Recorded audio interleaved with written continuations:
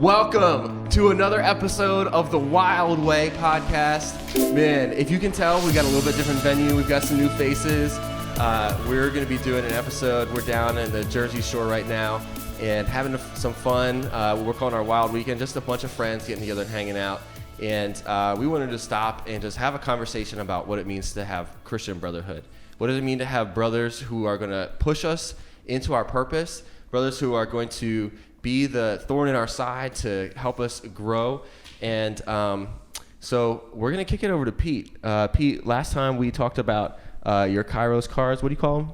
They're called the deep dive deck. You know, talking to the mic here? Yeah, it's good. The deep dive deck. The deep dive deck. Okay, so why don't you start us off with a deep dive question. Cool. I'll direct it to Sangeeth there on the edge of the couch. Looks a little lonely. All right, so as we pass the mic, introduce yourself. Tell us who you are, how long you've kind of been a part of this friend group, and what do you do in life?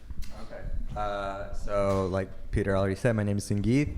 I've known this group since 2016, everyone together. Yeah, so a few years now. We started off as a small group and, built friendship, and then now Brotherhood. And for work, I actually work as a research scientist at a pharmaceutical company. And smart.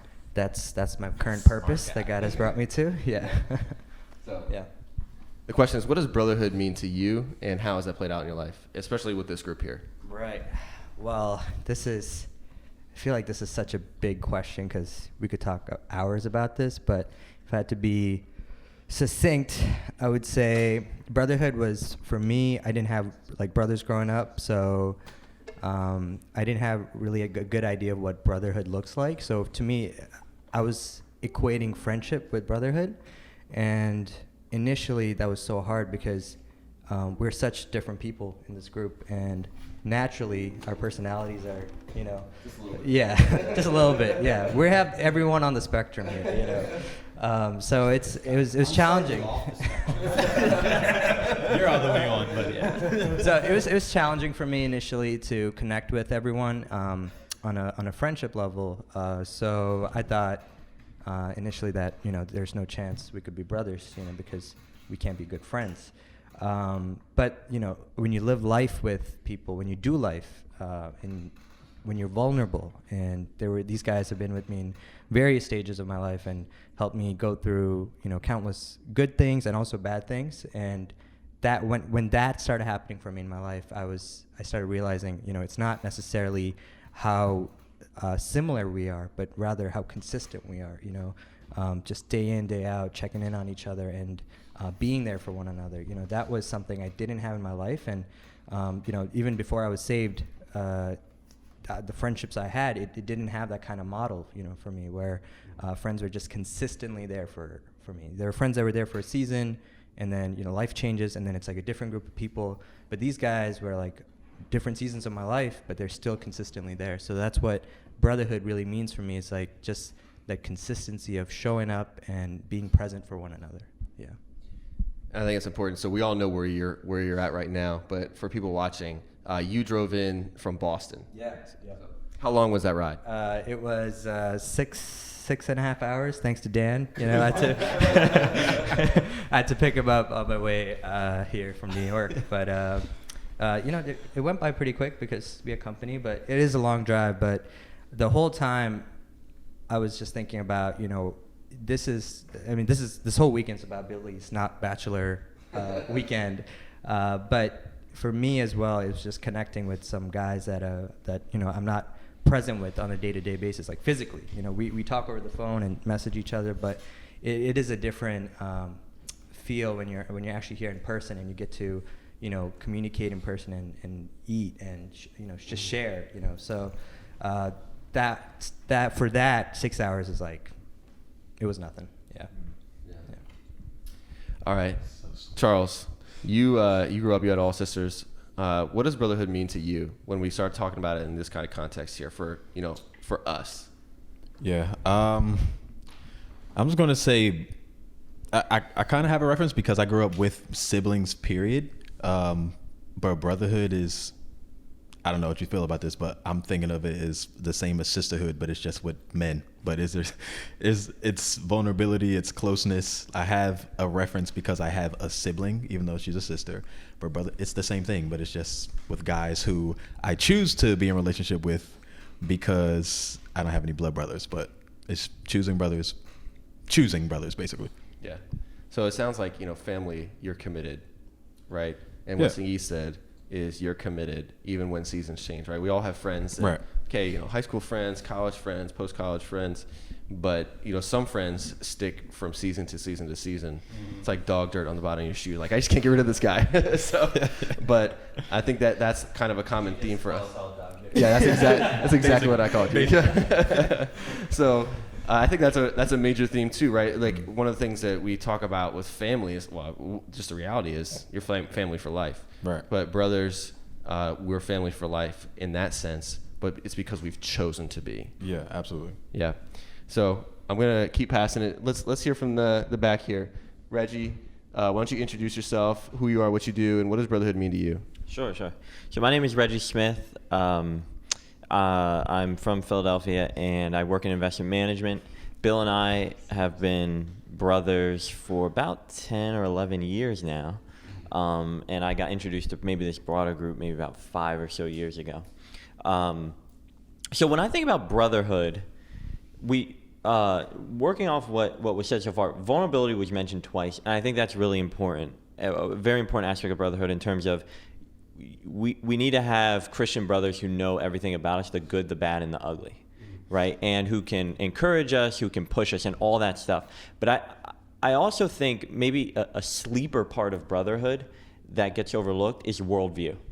There is nothing worse than a man that doesn't know why they believe what they believe.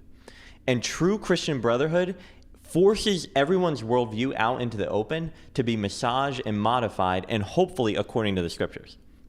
Right? Like, that should be the goal. But every man should know, what does God say about business? What does God say about family? What does God say about your job? What does God say about your relationship with your parents? Right? Like, every area of our life. And that's like what Christian brotherhood is ultimately about. And that's what I've experienced is like, I have Christian brothers in my life who say, that was proudful, or that was prideful. Like, you need to stop doing that. Or, that, like, this is what God says, you're saying this, you're off base, right? And so when I think of Christian brotherhood, as opposed to the world where it's just like fun and levity and that, like, Christian brotherhood calls your worldview to match up with God's worldview.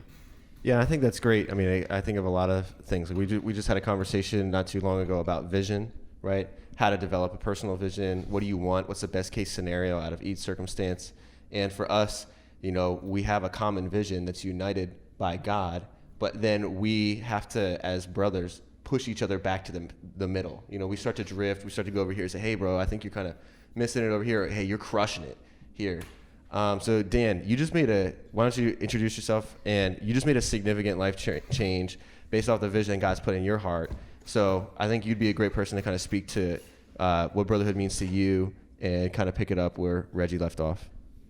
Yeah, sure. So, first of all, I'm Dan. Dan the man. I live in New York right now, but I lived in Philly with these guys for the past couple of years. I just moved to New York. I got a job doing equity research up there, so kind of made a little bit of a shift. Brotherhood to me, first and foremost, brotherhood to me is being in a car with Sangeet, watching him be terrified trying to drive through Manhattan. That was... It's not my fault. It's always under construction there. New Yorkers are rude. I can act. It's a different speed. They work at a different speed. And you are passive. I've been here for a month and I can act like a local.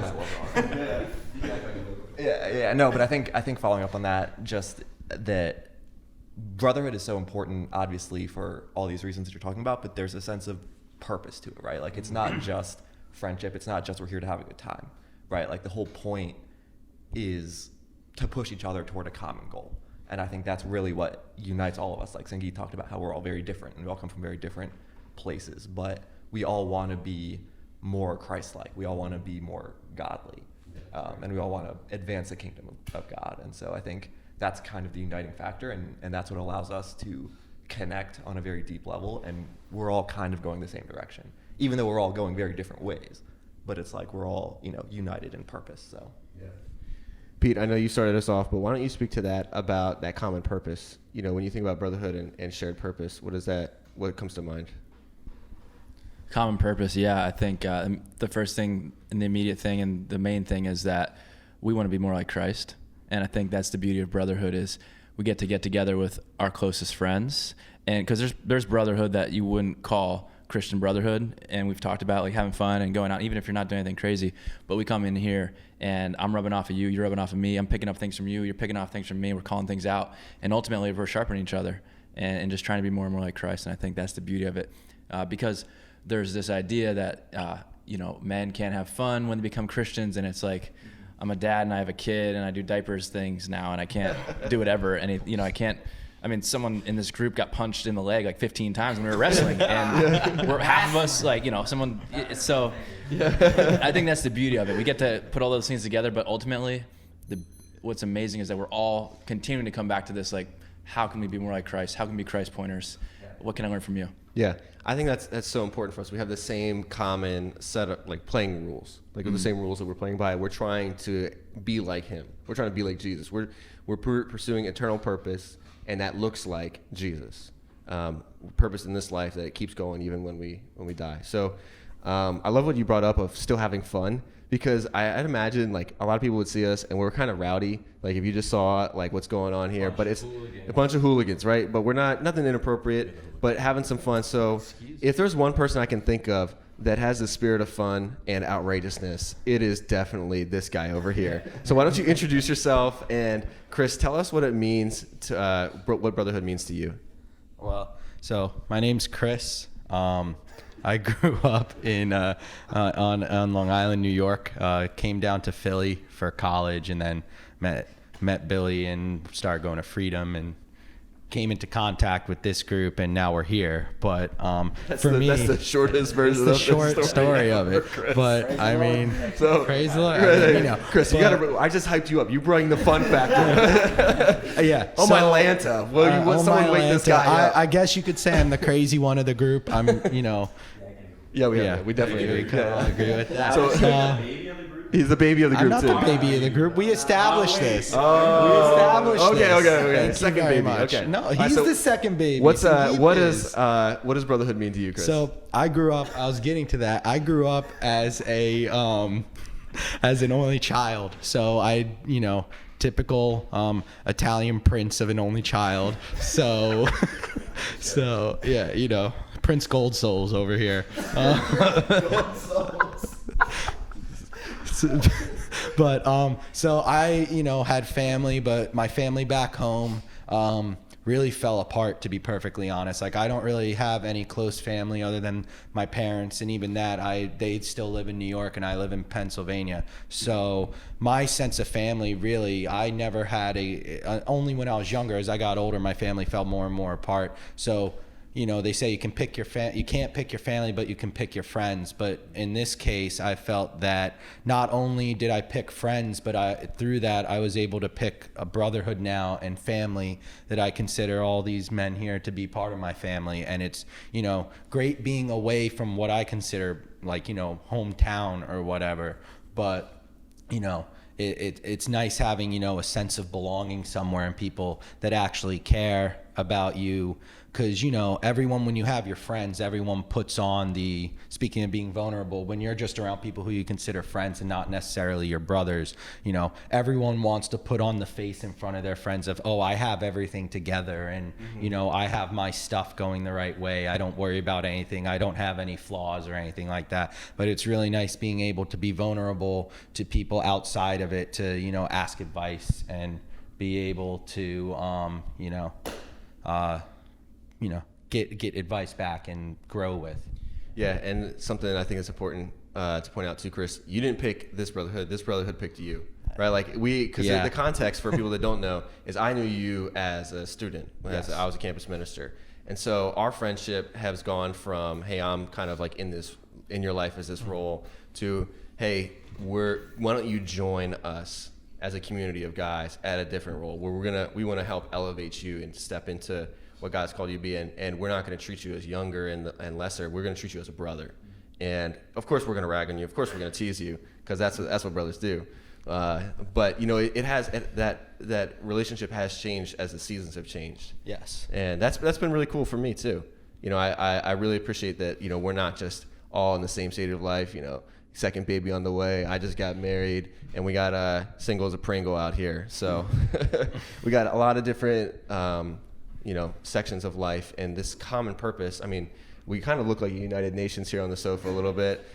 We have a lot of different countries represented, and so I think it's just this purpose is what unites us, so practically speaking. Speaking of quiet and being adopted, I want to throw it back to Tan back here. So Tan, why don't you introduce yourself and tell us and tell everybody how you ended up here, how long you've known us here.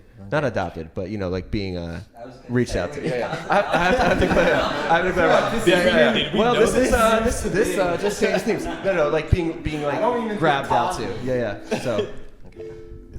I'm Tan. I've known these guys for about 5-6 years at least. I knew Billy first from college. Yeah. What do you do? I do software support for a software company. Okay. You're basically Neo. Yeah, you see the world in ones and zeros. Yeah. Best programmer ever. Okay, go ahead. So, you know, what is brother? Yeah. Todd, just a quick story about Todd. He is so smart that he did it. Like, she said software support like it's nothing, but I'm doing this like Java course, and Todd's like, he doesn't really program in Java or anything. I bring my homework to him, and within like 5-10 minutes, he finishes my homework. And something that I was working on all day that I couldn't figure out, he just comes in 5-10 minutes, solves it, and he's like, all right, done. Now we can go to bed. I'm like, yeah. So Neo is appropriate. And the reason we got to hype Tan up is because he's like super low key, but he's like the real deal. So Tan, you know, in terms of brotherhood, what does that mean to you, and what has that meant in your life? So I do have a blood brother. We're not close. So, you know, having real brotherhood has really, it's just so much different from what my perspective of family is, because I'm Asian. So Explain what that means for everybody else that doesn't know what that means. You know, in my culture, family is more of a duty-bound sort of relationship. It's not the brotherhood-bound. It's not a choice-bound. Like, there are certain expectations that you have to meet and do just because you're family. So with brotherhood, this is more of a, these are people I can pick now. And, you know, these are people, we don't have expectations as in, you have to support them, you have to do this, you have to do that. But this is, I'm choosing to do whatever I'm doing with them because I love them and they love me. And, you know, that's just very different for me growing up. And I think that's just very different for a lot of people too, since they don't get to choose a lot of things. But, you know, with brothers, they get to choose them. And it's very different from friends. Friends are the people you hang out with, you see every so often, you maybe talk about your life with. But brothers are the ones that hold you accountable. They're the ones that you go to when, you know, when you need to be vulnerable, when you need support, or when you want to support them. They're the ones that you want to invest your life and energy into, even if you don't have life and if you don't have you know, energy. But yeah, they're the ones that you want to do something with, or that you choose to do life with. Yeah, I think what we're kind of beating around the bush and describing, at least, is being radically committed to the other person's good, right? Being just as committed to your purpose or their purpose as my own, right? So when you're going through a tough time and you're vulnerable, I'm like, yo, let me put my arm around you, and I'm going to protect you. I'm going to protect this vulnerable spot. I'm going to help you grow and heal. And I'm going to push you as well. I'm going to correct you, not because I don't like you, but because I care about you, right? And I want to see you be released from this to go do what God has called you to do. And it makes me think of a proverb that the wounds of a friend are faithful and true. And I think all of us in this room have wounded each other in way, I mean, like physically, literally, as Charles was punching me last night. But, you know, we've wounded each other in positive ways, saying like, hey, you actually, you know, you're being proud here. I think you were wrong in this scenario. When you ask for advice and you open up and are vulnerable and you give some feedback to somebody, and you're like, wow, that actually, you know, that's not what I wanted to hear, but I'm so committed to your good and your growth that I have to give you that truth. So I think, you know, positively, like, we're pushing each other and the more negative is like correcting each other, but all in the spirit of brotherhood is pushing someone towards their purpose. And so, last but not least to be introduced, Nana. Why don't you introduce yourself? Who are you? Every time. You'll never escape it. Who are you? What do you do? How did you end up here? Hello. What's your name? Nana. You can't spell brother without an I, by the way. Okay. There you go. Had to get that in there. So my name is Nana. I knew you first, 2014, I believe. I've known, I think as a group, I've known you guys for about 2 years now. So I live in Richmond and I work as an engineer. It's okay, I guess. Trust me, I'm an engineer. He knows. So brotherhood. So I mean, we've said lots of things about brotherhood, and I can't add that much because everything everyone said was right. And I was thinking about it because I was like, what can I possibly add to this since we've said everything? And the one thing that stands out to me is brotherhood gives me, and I think it gives all of us, the platform to be able to actually live what we believe.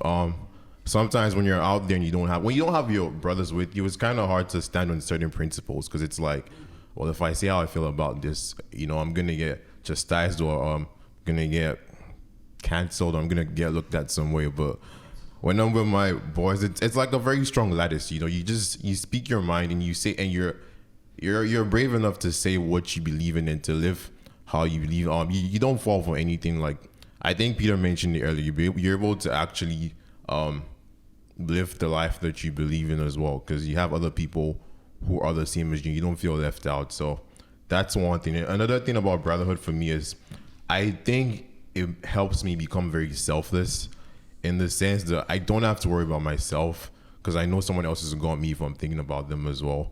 And for me, that's what brotherhood is. And that's what I get with these guys here. So yeah, that's that. Awesome.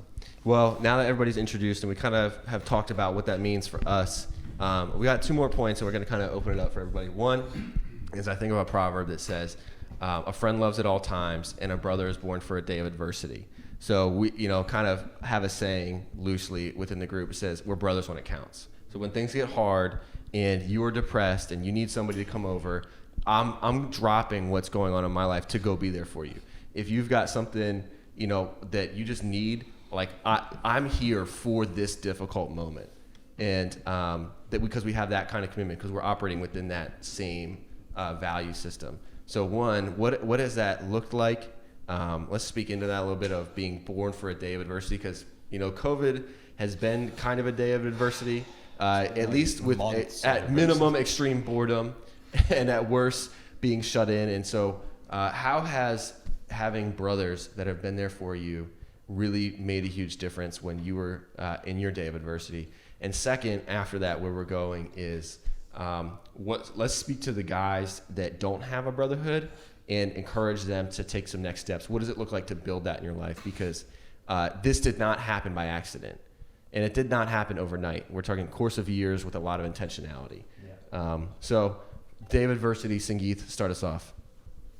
Oh, does this have to be like COVID times or? No.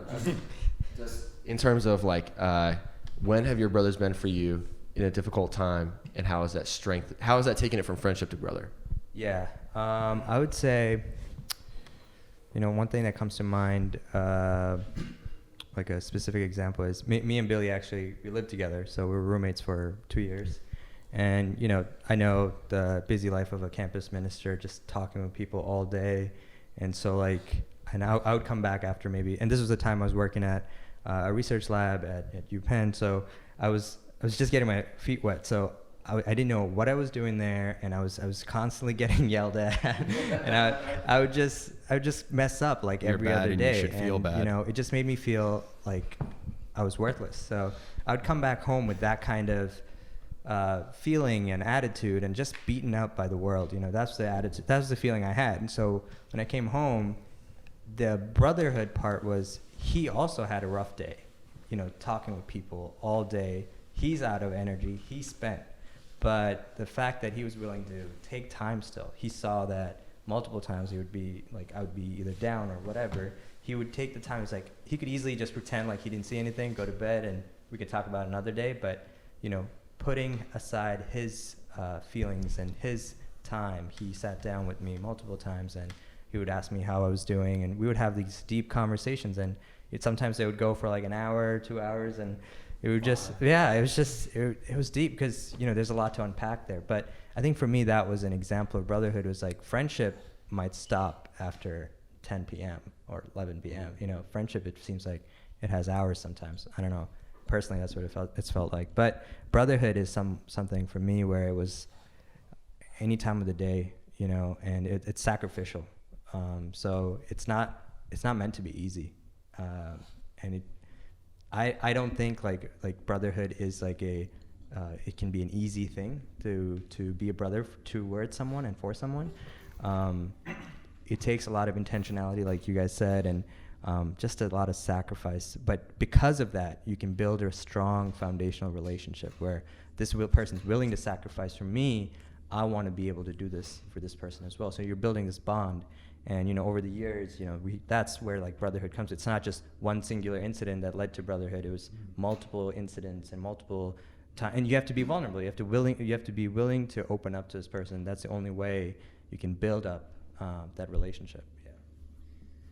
Yeah, so do you think it's fair to say, if we're not committed to sacrificing for somebody, if it's just going to be according to my convenience, then it's never going to happen. I'm never going to have these kind of deep friendships that go past a friendship. So when I think of somebody who's there for you all the time, I can only think of one of us, and it has to be Tan.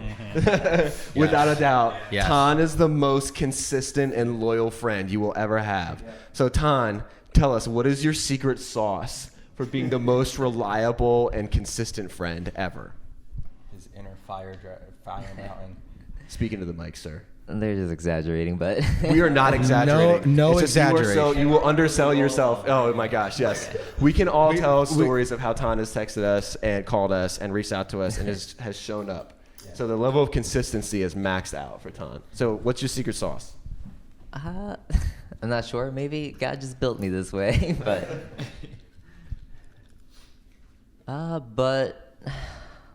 so again, like I said before, it's very different for me when I get to choose brotherhood. So since I've chosen to, connect with someone and chosen to invest, my life and time into them, I would like to be deliberate about it. So I would like to just catch up, just see how they're doing, see what's going on.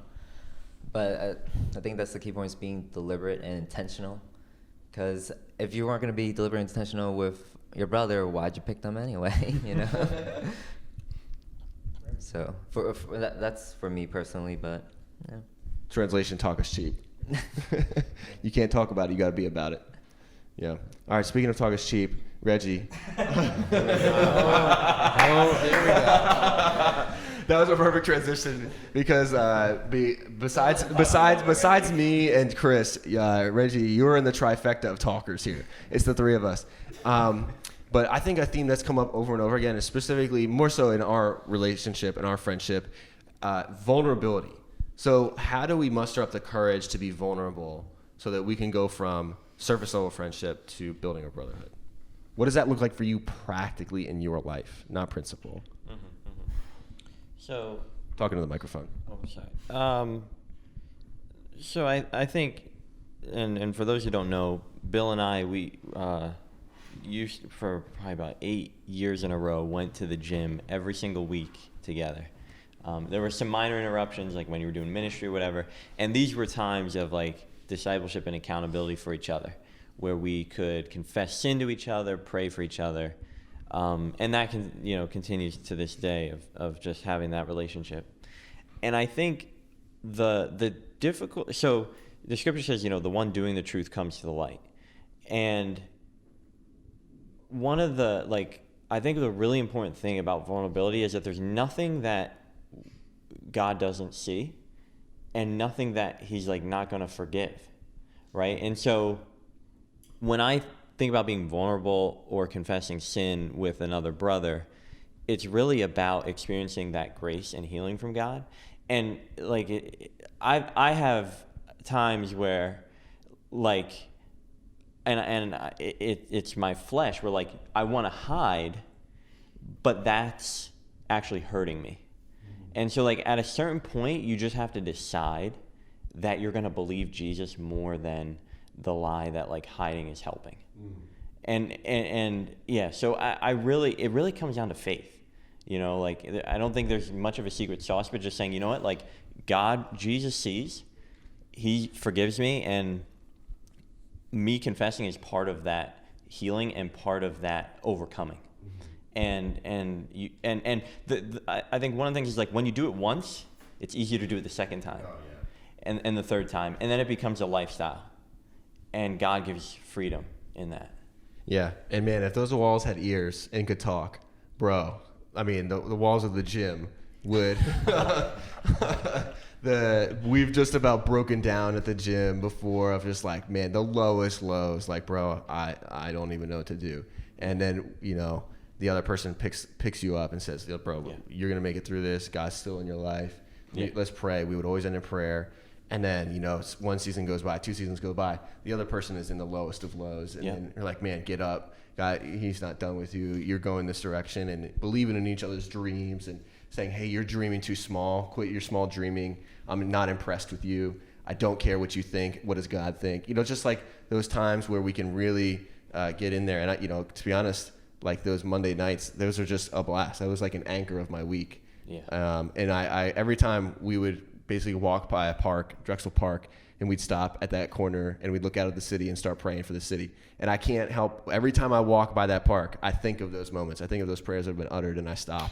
And I'll say one by myself. And so, you know, I have these anchor moments in my life that have really been shaped by Brotherhood. Anybody else want to speak into, you know, just vulnerability and what that looks like in Brotherhood and how that's functioning in your life? Well, like, as you know, I went through, like, it was probably a year and a half where, like, you know, even though my family was broken, there were a few people within it that I was very close to, and I lost within a year and a half 3 of the people that I was like the closest to. Like, my uncle died very suddenly at a young age, and then I lost my last 2 grandparents and both my grandfathers, and basically a year and a half time period where it felt like every couple months I was at another funeral, it felt like. And the latest one was, you know, right after my birthday, my grandfather passed away, and he like lived with us. And, you know, all throughout that time though, when I was like, you know, really low, really downtrodden, it wasn't by my parents or anything. It was my brothers here, that they were there for me to talk. Everyone reached out, everyone checked in. It was something that I got to look forward to when we would meet on Tuesdays. It's like, oh, I get to, like, you know, not have to think about what's been happening over, you know, the last couple months. So it was, you know, and then just knowing that I also have a group of people that when you're down or you ask for help, you have a group of people that'll just jump in and just start praying for you and praying for you to do better, and, you know, that you'll flourish. And just having people in your corner, a group of brothers in your corner that just want to see everyone in that group flourish is very, like, helpful when you're like down on yourself or just down in general, because you know that there are people there that actually care about you. Yeah, and notice that that's like the day of adversity. Yeah. Right? That's those low moments. And it's kind of interesting. I mean, like, maybe it's just coincidence for your story, but it's 3 men who passed away in your family. 3 men that you looked up to, especially your Uncle George. I remember, you know, knowing so much of his story. Sounds like just a man that any one of us would look to and say, this guy is doing it right. And so everyone I talked to, like when I was at that funeral, for example, was like, if everyone was just a little more like George, the world would be a better place. So like, that's something where I started living that way in general. He was almost like you know how we explained Tan. He would be the one that if someone needs help, you know, drop everything and go. But it's just like, it was interesting to like go through that time, and I felt like I grew a lot as a person with, you know, the help of you guys and things like that through that time. But yeah. Time I don't really want to relive. Unfortunately, the day of adversity doesn't last forever, right? Yeah. Somebody else. What does walking through the day of adversity together look like, or that vulnerability? Pete, you want to speak to that? Yeah. Walking through the day of adversity and vulnerability. Yeah. Speaking to the mic. Yeah. So I would say that adversity, I mean, really, we're all going to face it, and you're really going to come to the crossroads of, are you going to get vulnerable or not? And for me, it's like, That's just like the easiest way, because you have no other choice if you want to get help. I mean, some people, when they face that, want to be gritty and turn inward and affirm themselves to death, but I don't see that getting us too far. So I think adversity in a healthy way forces the vulnerability, even if we don't want it. And so those are the moments when we actually, especially as men, if we want to get better, actually have to ask for help. And so that requires a ton of vulnerability. And it also allows the brotherhood to grow. It allows you to recognize that we were created to lean on other people. That's why we're the body. Like, not everyone is the entire body. We're all different parts. And I think adversity creates the vulnerability to ask for that help. So what does that look like in this group here for you? To be vulnerable, or for... Yeah. Yeah, I think it requires, I think the word deliberate's good, Ton said that. You know, deliberate and intentional, like those are words that are good, but I think it's having a willingness to say, I don't have to really go here, but I actually want to, because I know this is going to help me and the brothers and the people in my life. It's so much more than just you. It's like, it's the brotherhood, it's your wife, it's your family. And so recognizing those moments where we're all wired to just say, I could probably power through it, but I think it'd be way better to go this way. And that takes time, practice, and also being with people, like, in building this over years. Yeah, I love what you said, is that, like, you know, just again, that bigger vision of our lives is that as men and as, you know, leaders of families and of households and in our careers, what happens in our lives has massive ripple effects into other people's lives. So we're not just stewarding our own personal lives, our own friendships. We're stewarding what God has called us to preside over, right? What he's called us to influence, the purpose he's given us. So anybody else? Charles, you want to speak into that? Because I know we all have different dispositions. And so some of us, vulnerability comes easy. You know, day of adversity is something that's going to force us to be vulnerable. And then vulnerability is like sometimes a choice. I can enter into that. And so what's the question? So how has, like, you know, these brothers, or this group of guys, been here for you during a tough time, or how that's your day of adversity, or how have you voluntarily made yourself vulnerable and entered into that? So specifically, it looks like confessing sin to a brother and praying together. It looks like me reaching out to a brother, just saying, like, how's your day? How's your week going? Yeah, you want to hang out? Like, what's up? Let's spend some time together. Just being intentional about spending time together, I guess, and growing the relationship. Yeah, that's what it looks like for me. Cool. All right, so we gotta pick the energy level up here. And I lied. We're not doing two more things. I'm gonna insert one in the middle because I can and I will. This sounds so somber. We already talked about vulnerability before. Okay, we get it. We got to do it. But, like, if we turn the camera off, turn the mics off, this place gets so stinking rowdy in 2 seconds. And so The house of rowdy. It's not just I don't need video evidence. Yeah, but in a fun way. So, like, you know, how do we capture that? You know, I don't even know what the question to ask of, like, you know, we're not just sitting around being like, oh, I screwed up today. Like, Dan, speaking of that, what's going on here besides just, like, the somberness of, you can be there for me, bro? Well, we also just did. I feel like ball and are all tired. like, we don't have energy. Well, I feel like we're talking a lot about vulnerability, but there's a flip side of vulnerability, which is honesty with someone else, where I think, and not to, I hope I'm not being too serious when I'm talking about this, but, like, you know, when you see you have other things where you see other people, other brothers doing stuff that is maybe not great, right, or not ideal, or you see them failing in various areas or blind spots in their life and stuff that they don't want to talk about, that they're not ready to be vulnerable with. And I think we've all seen that in each other. We've all seen that in ourselves and in each other. And so what I think I've gotten here and with you guys that I've never gotten with anyone else is you guys are willing to just, like, kick my butt. Like, you guys are willing to, like, come out and just be like, physically and verbally, yes. Just, like, willing to be like, hey, you know, you, like, why aren't you doing this? Why are you doing this? And that's like I think it takes a level of trust to take that and receive that and to be able to be willing to do that with another person. But I think that's what sets apart, like, brotherhood from, you know, I don't know, like, something that's lesser. Right. Can I just add something? Something that Peter said about, like, brotherhood helps you, like, focus not on yourself, And I think that's the key element. Is like when we're too focused inwards and not on the external or our brothers or community, we just get bogged down, and we're going to get stuck. But I've personally experienced that just focusing life and living life with brothers, it's like I'm learning about interests and I'm learning about things from you guys that I never would have even thought to research or even look into, but like the way you guys talk about things you're passionate about or the things that interest you, it's like, okay, now I'm starting to get interested in those things. I'm starting to develop as a person, and I might not have the same level of interest, but just the fact that I'm able to now explore these areas where I never would have even gone to, because of brotherhood, because of friendship, right? I just spent an hour in a car with Sangeeth talking about martial arts. Because of this, I know who the Korean zombie is. That's We just know Sangeeth is trying to be Joe Rogan. Yeah, so pretty much. I'm moving to Texas. But I think again, like the point of we have fun together, right? So we're competitive. We definitely let the reason we're kind of That's down an tempo understatement. now is That's an understatement, Billy. we definitely some sore Competitive, losers here. more like vindictive. Vindictive. We definitely get to vindictive. Like we just spent an hour playing like football on the beach. I mean, at least Billy may or may not We just jumped in the. We spent the whole day. This is the most active Charles has been in weeks. Basically, Billy wants you guys to know that we're really fun.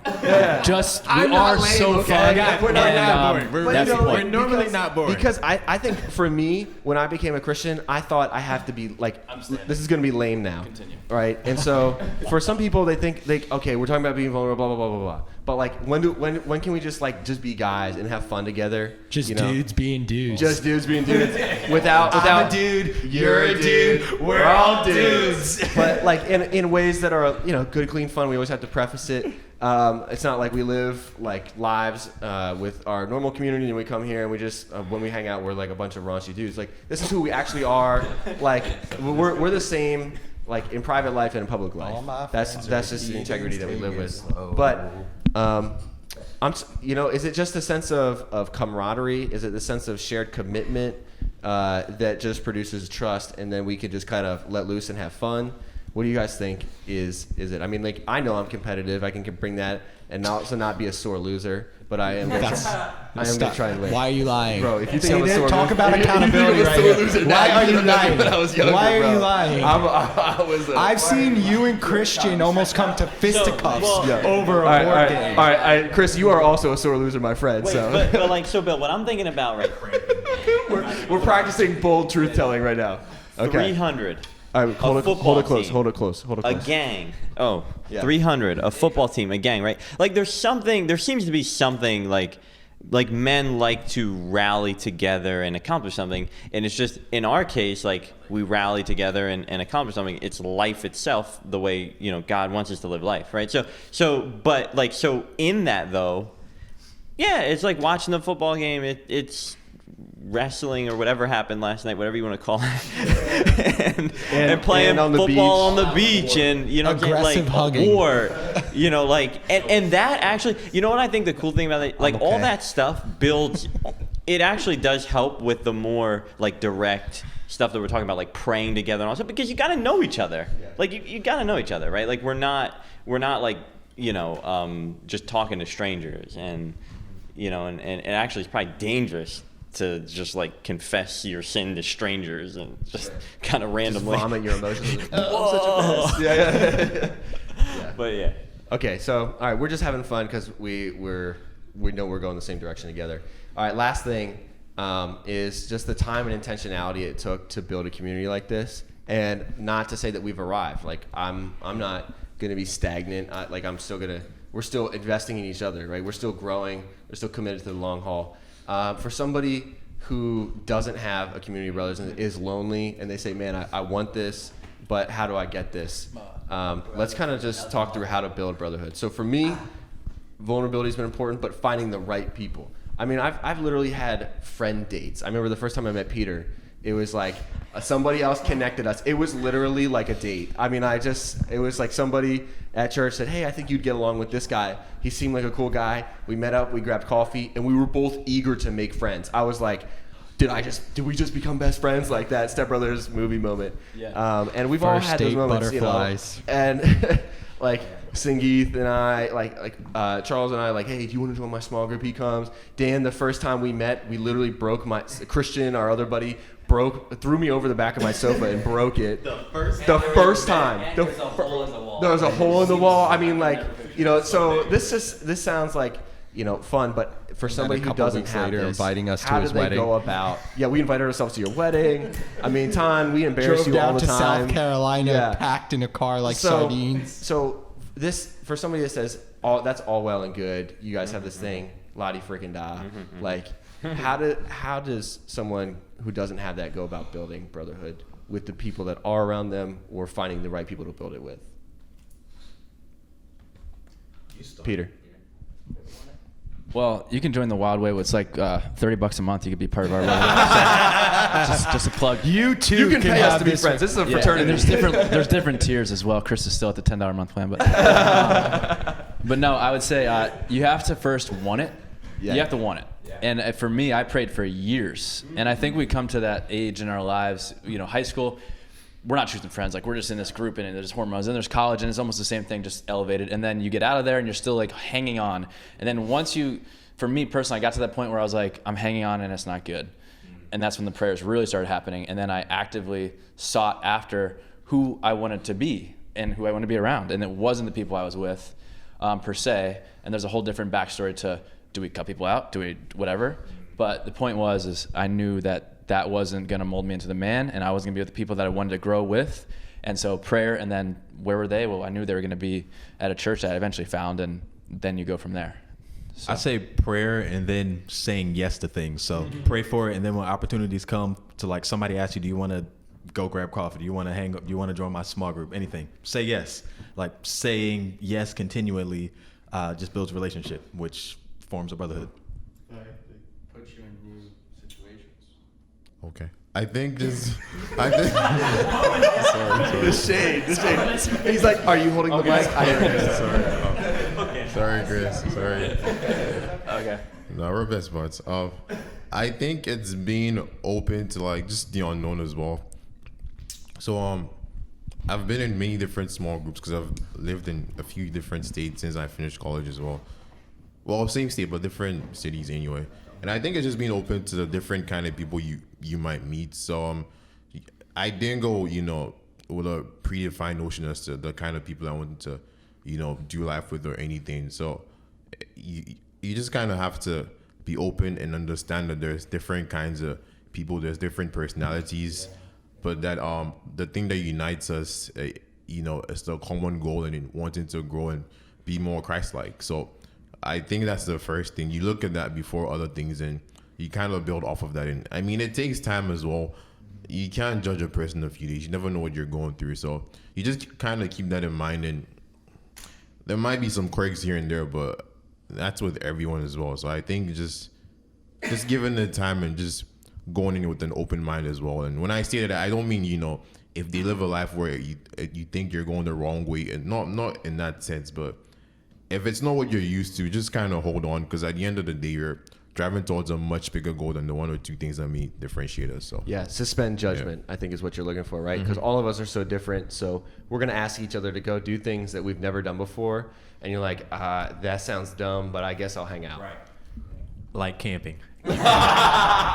First time I went camping was with this group, and in my mind I was like, I'm not going camping. I don't do that. But I went, and it was actually like one of the funnest things I've ever done. Like, it was really fun. I could equally say go dancing, because I don't go dancing, right? You do but now. Charles goes You do dancing, now. and so we go dancing. All right. So all right, let's keep going. If somebody wants to be building brotherhood, what are some good steps that they can take? I think I hope this doesn't sound like a cliche, but like reach out to people. Yeah. Because I think when I came to Philadelphia, I knew nobody, and I through a church I was able to basically get invited to this small group, whatever, where I met these guys. But what sort of brought us together was the intentionality that they showed in asking me to do things, including me in what they were doing. And I think that's the type of thing where, they didn't have some type of like master plan or some like they weren't, you know, had everything put together and, you know, whatever, as much as they were reaching out to people. And that's how those friendships were built. I think that's sort of the key, is that, you know, if you want to build brotherhood with people, you can't wait for other people to initiate with you. I think you need to start that step by reaching out to others.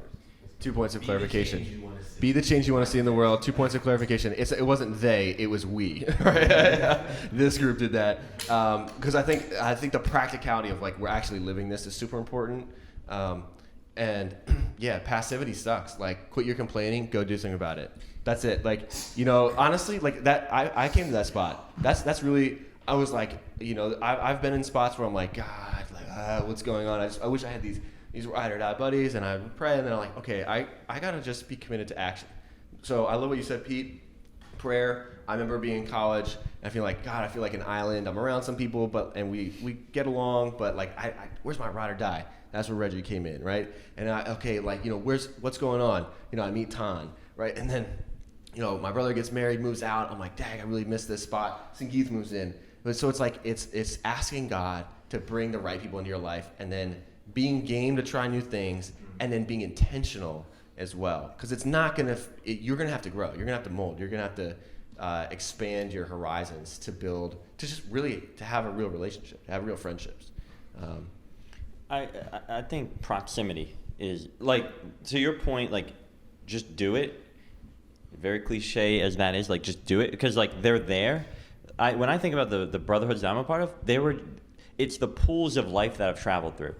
Undergraduate school, my local church, graduate school. Those were that's where my brotherhoods have been sort of sourced from, and I think yours probably too. So like they're there if you put in the effort to find the Christian men in those pools. Like they're there. Like you just have to take action. Yeah. Well, anything else? You two hosts with the most. Oh, Sangeeth want to ask. Just want to add one more thing. So I'm going through the process of like finding brotherhood right now in Cambridge, and one thing is just be ready for inconvenience. He's trying to I think that's another thing, is like we often expect relationships to fall into our laps and be like in a convenient way, and we're not going out of our way to find these relationships, you know. But sometimes you do have to put in that extra effort, go out of your way, spend time that sometimes you don't have.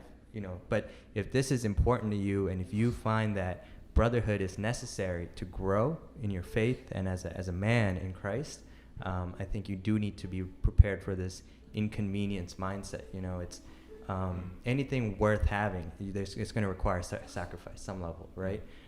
So that's just been like, God's been reminding me of that in Cambridge. It's like, yeah, I have school, work, all this stuff going on. I could easily find excuses of like, oh, you know, this season of life, maybe I should put brotherhood on pause. You know, maybe I'll look for it in a more convenient season of my life. But I realized that because this is a very busy season of my life, I realized like the importance of having community and proximity. You know, it's like brotherhood in that specific area. You guys are great. You know, you call, we talk, but you know, having someone there in person as well it adds to my life, and it adds to my growth as a Christian man. So that inconvenience mindset, yeah.